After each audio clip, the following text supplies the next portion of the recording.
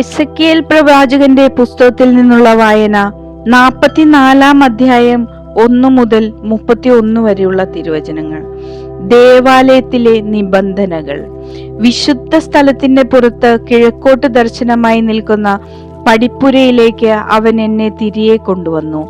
അത് അടച്ചിരുന്നു. കർത്താവ് എന്നോട് അരുളി ചെയ്തു, ഈ പടിപ്പുര എപ്പോഴും അടച്ചിരിക്കും, അത് തുറക്കപ്പെടുകയില്ല, ആരും അതിലൂടെ പ്രവേശിക്കുകയുമില്ല. എന്തെന്നാൽ ഇസ്രായേലിന്റെ ദൈവമായ കർത്താവ് അതിലൂടെ പ്രവേശിച്ചിരിക്കുന്നു. അതുകൊണ്ട് അത് അടഞ്ഞു കിടക്കണം. കർത്താവിന്റെ സന്നിധിയിൽ അപ്പം ഭക്ഷിക്കാൻ രാജാവിന് മാത്രം അവിടെ ഇരിക്കാം.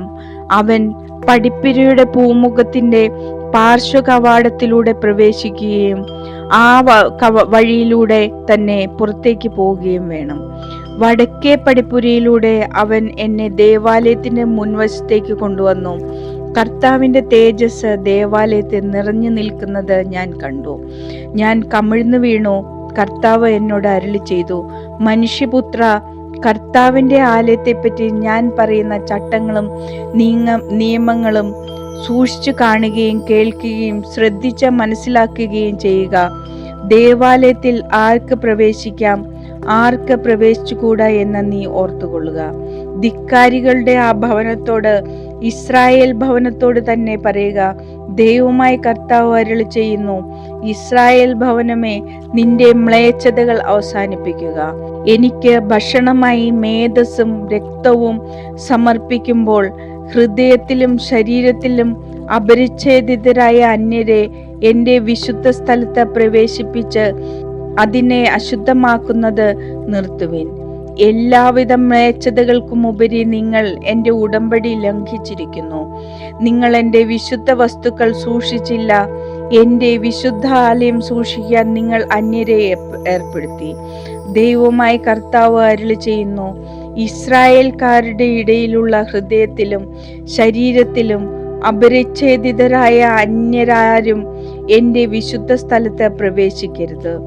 ഇസ്രായേൽ വഴി പിഴച്ച കാലത്ത് എന്നിൽ നിന്നകന്ന് വിഗ്രഹങ്ങളുടെ പുറകെ പോയ ലേവ്യർ അതിന് ശിക്ഷ അനുഭവിക്കും.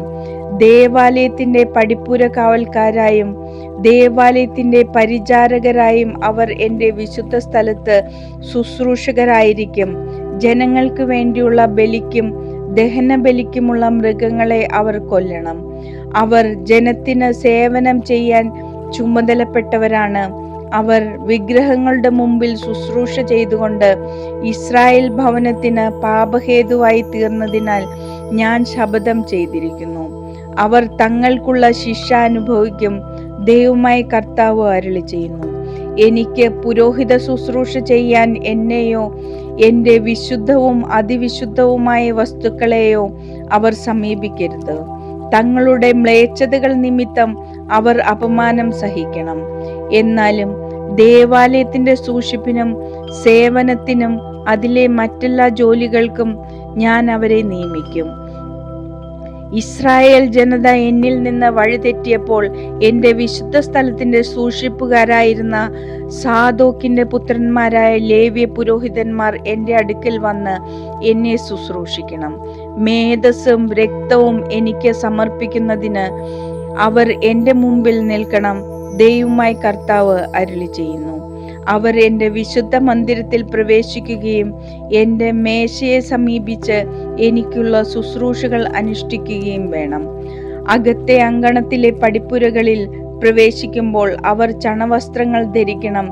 അവിടെയും ദേവാലയത്തിനകത്തും എനിക്ക് ശുശ്രൂഷ ചെയ്യുമ്പോൾ രോമം കൊണ്ടുള്ളതൊന്നും അവർ ധരിക്കരുത്. അവരുടെ തലപ്പാവും കാൽച്ചട്ടയും ചണം കണ്ടുള്ളതായിരിക്കണം. വിയർപ്പുണ്ടാക്കുന്ന യാതൊന്നും അവർ ധരിക്കരുത്. അവർ പുറത്തെ അങ്കണത്തിൽ ജനങ്ങളുടെ അടുത്തേക്ക് പോകുമ്പോൾ തങ്ങൾ ശുശ്രൂഷയ്ക്ക് ഉപയോഗിക്കുന്ന വസ്ത്രങ്ങൾ അഴിച്ച് വിശുദ്ധമായ മുറികളിൽ വെക്കണം.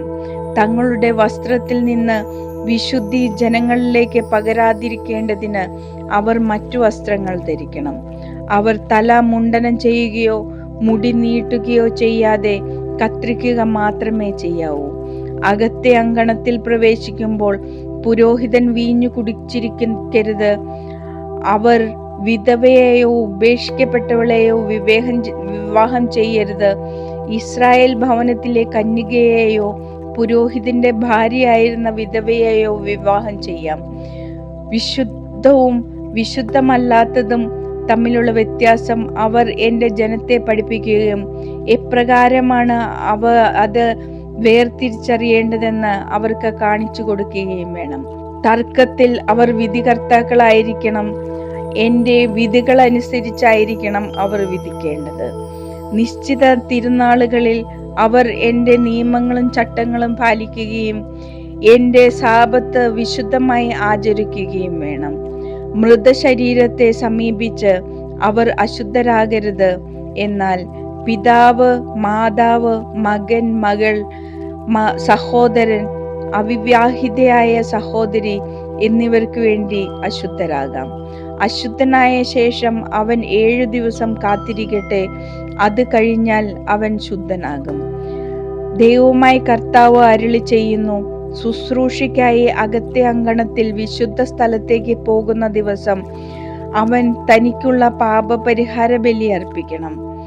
അവർക്ക് പൈതൃകാവകാശം ഒന്നും ഉണ്ടായിരിക്കരുത്. ഞാനാണ് അവരുടെ അവകാശം. നിങ്ങൾ ഇസ്രായേലിൽ സ്വത്തൊന്നും അവർക്ക് നൽകരുത്. ഞാനാണ് അവരുടെ സമ്പത്ത്. ധാന്യബലി, പാപപരിഹാര ബലി, പ്രായശ്ചിത്ത ബലി എന്നിവ അവർക്ക് ഭക്ഷിക്കാം. ഇസ്രായേലിൽ അർപ്പിക്കപ്പെട്ട വസ്തുക്കളെല്ലാം അവർക്കുള്ളതാണ്. എല്ലാ തരത്തിലുമുള്ള ആദ്യ ഫലത്തിൽ ആദ്യത്തേതും തങ്ങളുടെ എല്ലാവിധ വഴിപാടുകളും പുരോഹിതന്മാർക്കുള്ളതാണ്. നിങ്ങളുടെ ഭവനത്തിന് അനുഗ്രഹം ലഭിക്കാൻ നിങ്ങളുടെ തിരിമാവിൽ ആദ്യ ഭാഗം പുരോഹിതർക്ക് കൊടുക്കണം. താനെ ചത്തതോ പിച്ചി ചീന്തപ്പെട്ടതോ ആയ പക്ഷിയെയോ മൃഗത്തെയോ പുരോഹിതന്മാർ ഭക്ഷിക്കരുത്.